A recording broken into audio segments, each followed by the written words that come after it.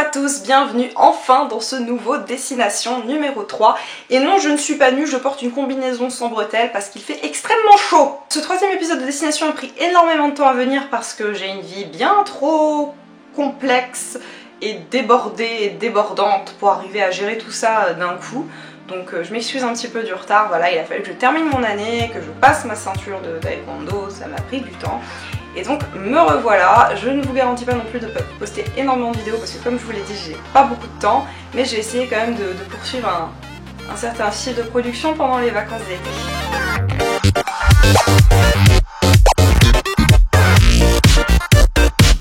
Quand on dessine, très vite on se rend compte que les gens autour de nous ont un style, une manière de dessiner, une manière de tracer leurs traits. Et très vite on se dit mais moi qu'est-ce que j'ai? Qu'on le veuille ou non, on a tous un code génétique unique et de la même manière on a tous un style unique. Le plus souvent on ne se rend pas compte de notre propre style. Essayez de demander aux gens autour de vous ce qu'ils pensent de vos dessins. Je sais que j'ai eu énormément de problèmes avec le dessin au niveau du style parce que je change tout le temps de style. Et très rapidement je me suis rendu compte que les gens autour de moi ne s'en rendaient pas compte parce que pour eux ils avaient déjà mon style à moi qui transparaissait au travers de tous ces sous-styles on va dire. Pas de panique, vous avez certainement déjà un style, vous ne vous en rendez juste pas compte. Et de toute manière vous aurez toujours un style unique, que vous le voyez ou pas. Moi si j'ai un conseil à donner pour développer son style, c'est de prendre son temps. On vit dans un monde dans lequel on va beaucoup trop vite et la plupart du temps on se retrouve avec énormément de choses à faire avec très peu de temps et on se dit mon dieu il faut que je développe un style, il faut que je fasse ci, il faut que je fasse ça. Je pourrais jamais rentrer dans une école d'art si j'ai pas mon style, c'est complètement faux. On s'attend pas à ce que vous ayez déjà développé votre propre style, on s'attend pas à ça. On cherche des jeunes pousses à développer, c'est pas la même chose. Donc si j'étais vous, je me déconnecterais complètement de cette course style et j'essaierais de regarder ce qui me plaît le plus dans mon style de dessin et ce qui me plaît le plus dans l'art en général et même en dehors de ça. Je pense qu'on peut trouver énormément d'inspiration pour développer son propre style dans des choses qui n'ont pas forcément de rapport avec le milieu artistique. Concernant un autre art, par exemple la musique, ça peut être, je sais pas, moi j'aime beaucoup jardiner donc au final je me suis retrouvée à dessiner pas mal de plantes. Mais voilà, au final le jardinage pour certains ça va être un art mais officiellement ça n'en est pas un. Et pourtant ça m'a inspirée. Donc je pense que faire ce que vous aimez vous aidera toujours à développer votre propre style. Si vous voulez développer votre style, il faut vous développer vous-même. Donc c'est tout bénef, on arrive à trouver un style et on arrive à se trouver soi-même. Par conséquent, ça ne va pas se faire en une fois, ça ne va pas se faire, je sais que j'ai une audience assez jeune, ça va pas se faire dans les prochaines années. Ça va prendre du temps, il ne faut pas que vous vous en vouliez. Ne vous dites pas que vous n'arriverez pas à en faire votre métier si vous ne trouvez pas tout de suite. Il y a largement moyen d'en faire votre métier même si votre style n'est pas encore arrivé à maturation. Il y a des gens qui y arrivent très très jeunes. C'est très bien pour eux, voilà. Moi, je sais que je n'en suis pas encore sortie du tout. J'ai beaucoup de styles différents, enfin, de familles de styles, donc comme j'ai dit, on a notre style et on a des sous-styles que nous voyons comme étant des styles complètement dispatchés et pas logiques. Mais au final, il y a un style assez global. Donc moi j'ai ça et oui, moi aussi je galère un petit peu avec ça.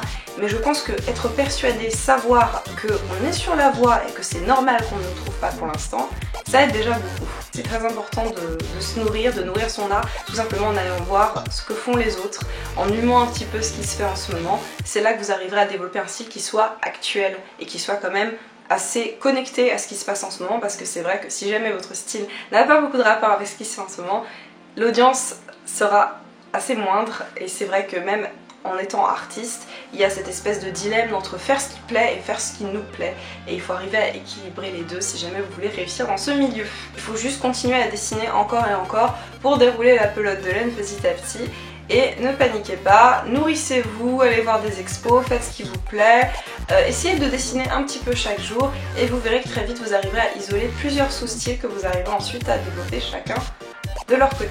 Maintenant on passe au Ask Mae avec toutes les questions que vous m'avez posées sur Twitter, YouTube et Facebook. Alors Wendy de Twitter qui me demande quand tu dessines sur ordi, tu le fais sur Pen Toolside? Oui, c'est le logiciel que j'utilise, je trouve que c'est le plus confortable pour dessiner, au trait et peindre aussi. Et ensuite après le plus souvent je passe sur Photoshop pour faire quelques petits ajustements. Mais oui, Pen Toolside c'est le logiciel le plus réceptif, le plus pratique et le plus confortable que j'ai trouvé. Et voilà, j'arrive pas vraiment à travailler sur Photoshop par rapport à Pen Toolside parce que c'est beaucoup plus fluide, le logiciel se lance rapidement, il n'y a pas de lag. Donc voilà, je vous conseille vraiment si vous ne le connaissez pas. Charlène de YouTube qui me demande si j'ai d'autres livres et sites à conseiller en premier. Et aussi, faut-il travailler les poses et attitudes en cas d'art block? Alors pour ce qui est des livres, moi c'est simple, j'aurais tendance à vous conseiller beaucoup, pas tant des livres pour apprendre à dessiner, mais surtout des livres qui vont être de type documentaire. Ça va être des livres par exemple qui vont rassembler toute la toute la création d'un artiste en particulier, ou alors par exemple des livres d'anatomie, ça peut être aussi très intéressant. Moi je sais que c'est pas vraiment mon truc, mais je devrais vraiment m'y mettre. Des livres par exemple qui vont assembler, je sais pas, toutes les espèces végétales si vous aimez beaucoup dessiner les végétaux.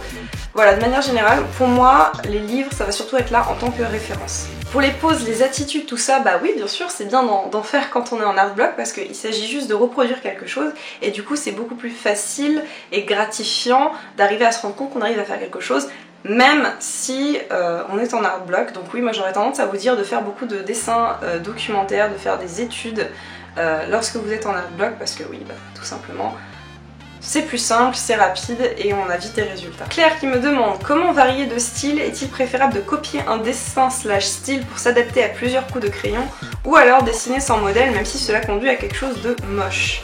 Alors moi je dirais que tout simplement c'est bien de temps en temps pour se détendre de faire du dessin sans vraiment trop réfléchir à ce que l'on fait, mais aussi, au risque d'en choquer certains, copier c'est pas si mal. C'est juste qu'il faut pas que ça devienne une habitude, comme certains artistes extrêmement connus qui passent leur temps à copier. Et au final, c'est pas si mal si vous trouvez un style que vous trouvez incroyable et que vous ne comprenez pas vraiment comment cette personne a réussi à faire ça. C'est bien d'essayer de le reproduire parce que ça éduquera toujours votre main, ça lui apprendra de nouvelles techniques. Et c'est aussi une manière de nourrir votre art parce que finalement, notre style, c'est un patchwork de tous les styles des autres personnes qui sont autour de nous. Il n'y a rien vraiment qui s'invente, tout se transforme. Merci Lavoisier. Je pense que de manière générale, il faut pas avoir peur de la mocheté parce qu'il y aura toujours un moment où ce sera moche. Et oui, on commencera toujours à faire quelque chose de moche pour arriver à faire quelque chose de beau. Et puis après, le coup, c'est complètement subjectif. Donc, je pense qu'il faut vraiment pas avoir peur de mettre la main à la pâte. Geoffrey qui me demande, concernant la recherche, faut-il mieux avoir des références en quantité pour commencer et ensuite redessiner ce qu'on a vu de tête, ou alors dessiner directement de tête quitte à ce que les proportions soient mauvaises au début? Alors c'est à peu près la même question, mais j'ai une réponse un petit peu différente, parce que pour moi, les dessins à partir de références et les dessins à partir de la tête, ça va être deux phases d'une session de dessin en fait, tout simplement. Moi je vais avoir tendance à faire des dessins de tête pour arriver à m'échauffer, et ensuite si jamais j'ai une commande ou quelque chose de sérieux à faire ou juste un dessin dans lequel je veux vraiment me concentrer, et ben je vais amasser des références avant de commencer. Par exemple là j'avais un dessin de Mad Max que j'étais en train de faire, et pour celui-là bah, j'ai pris plusieurs images, par exemple les véhicules qui ont été créés dedans, les personnages, un petit peu les palettes de couleurs, voilà, pour essayer de constituer le dessin final. Donc je pense que c'est important pour échauffer sa main, de faire quelques petits dessins où on se détend complètement, c'est un peu la cour de récré, et ensuite d'arriver à dompter cette énergie créatrice en quelque chose d'un petit peu plus concret. Néna qui me pose la question, comment affiner son style pour qu'il soit plus fluide, plus propre, plus pro et moins brut? Alors là, c'est une question qui est assez complexe parce que tout simplement il y a des gens qui ont un style très clean et des gens qui ont un style très brut, et ça ne veut pas dire quand on a un style trop brut ou trop clean qu'on est soit complètement influencé par tout ce qui va être manga, ligne hyper fine et tout, ou qu'on est trop brouillon. Il y a des artistes qui sont extrêmement doués dans ce qu'ils font et qui ont un style extrêmement brutal, et au final c'est ce qui donne la force de leur dessin. Donc je pense que c'est pas forcément une bonne chose de repousser l'aspect brut de son dessin ou l'aspect clean si c'est le style que vous avez, parce qu'au final je pense que c'est mieux d'aller dans ce sens là et de le développer. Je pense que vous trouverez quelque chose qui vous plaira à vous aussi. Il faut pas avoir honte de son style. Si jamais vous avez tendance à être un petit peu brouillon, essayez de pousser le truc au maximum, je suis sûre que vous pourrez en tirer quelque chose de positif. Mélusine qui me demande, se trouver un style ça finit par se faire tout seul ou c'est un tas de recherche jusqu'à ce qu'on trouve celui que l'on préfère?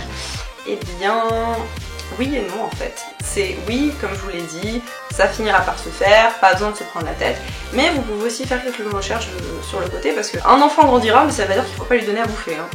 Lunette qui me dit, je sais que j'ai tendance à changer de style très souvent, du genre je fais un essai, ça me plaît et en 2 semaines je change de nouveau. On est deux. Est-ce que c'est normal ou est-ce que c'est juste que je suis tellement pourrie que j'aurai jamais de style à moi? Bien sûr que tu auras ton style à toi, comme je te l'ai dit, bon t'as un code génétique, tu auras forcément ton style à toi. C'est normal de changer de style, mais je trouve que c'est bien justement de regarder un peu ce qu'on fait, de se dire bon, il y a quand même des styles qui se retrouvent petit à petit dans une seule famille, de classer les familles quelque part, de leur donner un nom, genre dessin réaliste, dessin d'animation, tout ça, et de se dire bon aujourd'hui je vais travailler mon style d'animation et d'en faire plein pour arriver à un petit peu fusionner tout ça en un style pour essayer de trouver quelque chose qui vous plaît au maximum. Après c'est pas obligatoire, comme je vous l'ai dit, ça va venir. Je pense qu'on se prend un petit peu trop la tête à notre âge et qu'il faut laisser le temps s'écouler pour réussir à ce que tous nos styles se synthétisent en un ou plusieurs styles assez uniques. Marie qui me demande, penses-tu que c'est une bonne idée de chercher à dessiner dans des styles différents, entre parenthèses réalistes, caricature ou BD? Oui. Oui, oui. J'ai rien d'autre à répondre que oui, c'est une bonne idée. Priscilla qui me demande: notre technique de dessin est en relation avec notre style graphique ? Si oui, comment peut-il se développer de la sorte? Alors c'est comme me poser la question de l'origine de la vie, c'est très compliqué, enfin je ne sais pas comment est-ce que le style se développe, mais oui, notre style graphique et notre style de dessin, c'est à chaque fois des styles de création. C'est comme quelqu'un qui chante, quelqu'un qui fait de la musique, on a un style qui se développe. Donc si par style graphique tu parles du style qu'on va avoir, pas en dessin mais plutôt de manière dans le design graphique, tout ça, oui, je pense qu'ils sont en corrélation parce qu'il y a des moments où on va quand même les associer. Et ça va toujours être la même chose en fait pour le développer, ça va être de se cultiver soi-même et de... Enfin, tout ce que j'ai dit avant, quoi.